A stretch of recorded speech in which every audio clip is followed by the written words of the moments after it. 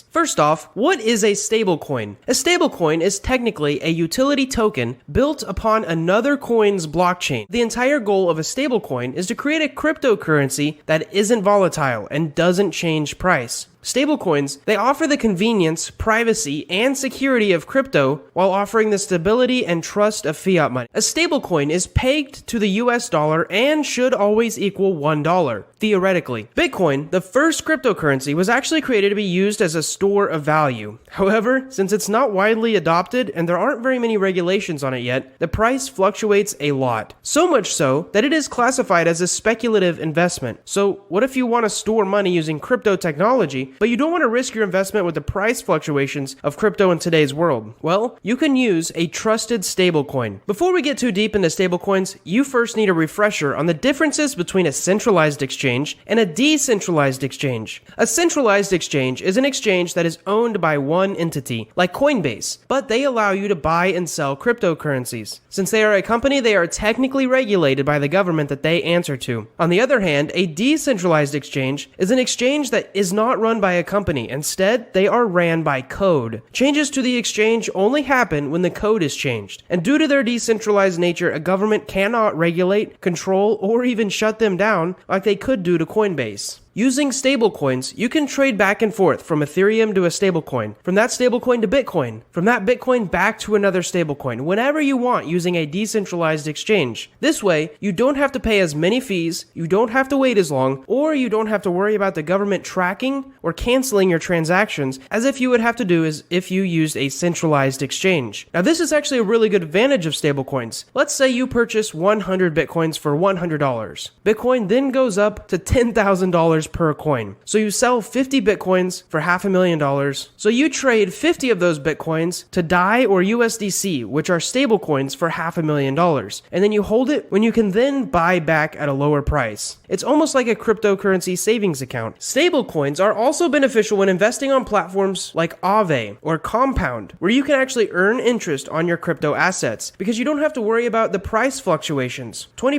APR in Ethereum does not matter if Ethereum drops by half. However, 20% APR on your USDC stablecoin is delicious. Moving on, we're going to move into some technical stuff. How do stablecoins work? Well, mainly they work in two different ways: collateralization or through algorithmic mechanisms, also known as smart contract manipulation. Those were a lot of big words, but we're going to break it down for you. First off, fiat collateralization means that each coin is backed by something. In most cases, that is $1. In some, though, it's other countries' currencies like the euro or even gold. Tether is in fact one of the most major companies that released their USDT stablecoin using fiat collateralization. Now, there are some rumors that they do not have a dollar for every USDT that they have minted. The first is that the money required to put up for each USDT cannot be invested. This could mean millions of dollars for that company that are not earning interest. Another problem is someone at the company could embezzle or steal a bunch of that collateral. And one last problem, specifically that Tether faces, is that it's very difficult to prove that you own the total amount of collateral. Let's move on to the second method, because as an alternative to the fiat collateralization method, some stablecoins are controlled by smart contracts. Some people call this algorithmically pegged stablecoins. Now, the benefit of this method is that it is very easy to audit. You just take a look at the smart contract code. Another benefit is that there's no physical assets to steal. However, some of the problems can seem much worse. Smart contract controlled stablecoins are usually much more volatile, simply due to how they work. What they do is they must manipulate the supply of their coins to adjust the price. Now, the algorithm differs among each stablecoin, but there are three main algorithms. We may actually make an entire video about these three specific algorithms. One changes the amount of coin in your wallet each time that you check it, so that the value stays roughly the same, $1. The second system uses a money printer and a bond reward system to adjust the price to $1. A third is very similar to the second, however, it uses something called coupons. How do you buy a stablecoin? In short, stablecoins are bought and sold on exchanges, both centralized and decentralized. It's very easy to buy Tether or DAI or USDC on a centralized exchange like Coinbase or Gemini. Another method is you could buy something like Ethereum on Coinbase, transfer it to your private wallet, and then use a decentralized exchange like Uniswap and trade that ETH into a stablecoin. Now it's time to be a little more pessimistic around the topic of stablecoins. While stablecoins do have good traits around them, there are a few things that you should think about out before fully ditching your savings account and tossing all your savings into a stablecoin. First is the lack of insurance. When you put your money into a bank, savings, or checking account, it is actually insured by the government, at least if you're in the USA. Some banks are FDIC insured, meaning they'll repay up to $250,000 worth of money that is stolen or lost from the bank to you. Stablecoins do not have this advantage yet. If a company that started and is operating that stablecoin goes bankrupt, then you'll most likely lose all of your investment and be left empty-handed. Secondly, we have to bring back up the collateralization issue. Remember how we said that there were rumors that Tether may actually not be backed by true cash? If they aren't, and that scares people, the price could fluctuate a lot. It could even cause it to be unpegged to $1 because Tether is only worth what people think it is worth. And right now, that is $1. If the belief changes, then the value changes.